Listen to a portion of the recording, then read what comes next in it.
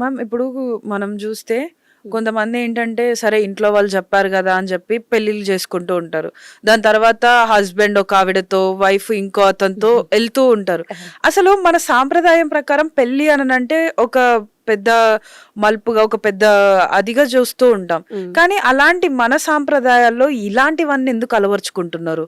ఎక్కడ చూసినా కూడా ఎక్స్ట్రా మ్యారిటల్ అఫైర్స్ అనేవి ఎక్కువైపోతున్నాయి ఈ మధ్య కాలంలో. ఎక్కువైపోతున్నాయి అని అంటే దానికి అంటే ఫ్రస్ట్రేషనే అమ్మా. మనం ఏ డిపార్ట్మెంట్లో ఎవరిని చూసుకున్నా, ఎక్కడ చూసుకున్నా, ఏ సిస్టంలో చూసుకున్నా ఉంటున్నాయి అవి సహజంగా. సహజీవనం అనేది చేస్తూనే ఉన్నారు.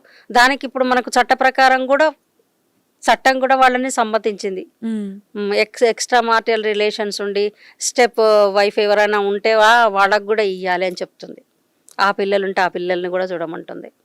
ఆ బలహీనతలన్నీ రావటానికి కారణం మనం ముందు మనకు అవగాహన, మనం అంటే ఏంటి అన్నది తెలుసుకోవాలి. ముందు మనం ఎలా ఉండాలి, సమాజము, మన ఉమ్మడి కుటుంబాలు. ఇదివరకు ఉమ్మడి కుటుంబాలు ఉండేవి, ఇప్పుడు లేవు కదండి. ఉమ్మడి కుటుంబాల్లో అన్ని మంచి చెడు, ఆ ఉమ్మడి కుటుంబాల్లో పెరిగిన పిల్లలు కానీ వాళ్ళు కానీ ఎలా ఉన్నారు, వాళ్ళకి తర్వాత న్యూక్లియర్ ఫ్యామిలీస్లో పెరిగే వాళ్ళకి చాలా డిఫరెన్స్ ఉంది. మంచి చెడు ఏది కానీ అక్కడి నుంచే నేర్చుకుంటాం. మనది మంచి కుటుంబ వ్యవస్థ, మనది భారతదేశం. అంతే, మనందరిది కూడా ఒక వ్యవస్థ నుంచి వచ్చిన వాళ్ళం కనుక అందరూ ఆలోచిస్తారు. కాకపోతే ఇప్పుడు చాలా వరకు ఈ న్యూక్లియర్ ఫ్యామిలీస్ వచ్చాయి. ఇప్పుడు తల్లి వస్తుంది ఆఫీస్ నుంచి వచ్చి తను ఒక ఫోన్ పట్టుకొని కూర్చుంటుంది పక్కకు, హస్బెండ్ అలాగే కూర్చొని ఉంటాడు.